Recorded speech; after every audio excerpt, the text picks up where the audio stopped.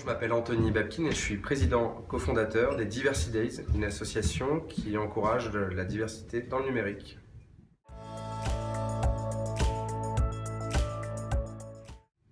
Alors je crois qu'il y a plein de façons de l'encourager et à différents étages en fait et niveaux de l'entreprise. Déjà sur des stages de troisième, en favorisant finalement l'arrivée de stagiaires qui viennent de la diversité sociale, culturelle, ethnique. On va chercher, je sais pas, des stagiaires qui viennent pas forcément d'à côté de son entreprise, qui peuvent venir du quartier d'à côté, qui peuvent venir d'une banlieue, etc. Donc pour diversifier aussi les regards et les parcours qui vont venir visiter l'entreprise. La deuxième, ça va être pour moi ouvrir un peu le champ des possibles en n'allant pas forcément recruter dans les écoles dans lesquelles on est alumni.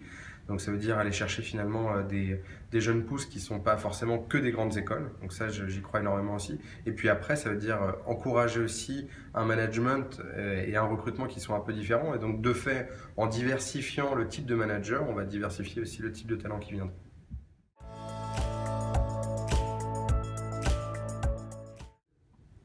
Alors je crois que des compétences attendues, il y en a plein. Si je devais en citer que trois, je dirais finalement la curiosité, l'intelligence relationnelle et le troisième, je dirais l'ouverture.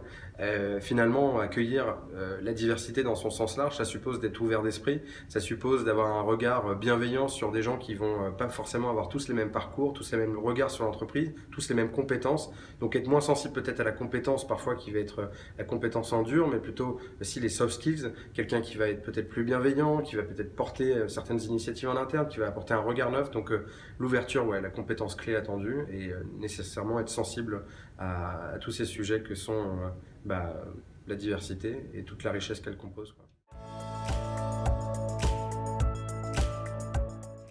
Alors oui, pour ma part, j'en suis absolument convaincu. La diversité est un facteur de performance. Déjà parce que c'est prouvé. Il y a une université, celle de Shanghai, qui a fait une étude sur la force de la diversité dans un comité de direction et en fait que finalement des comités de direction qui sont plus diversifiés ont une meilleure performance.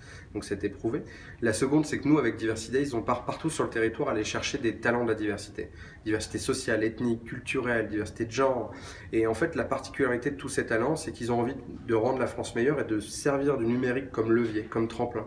Donc oui, je suis absolument sûr que cette diversité de regard, diversité de parcours, elle peut créer une performance économique. Et donc n'oubliez personne sur la croissance que crée le numérique aujourd'hui en France.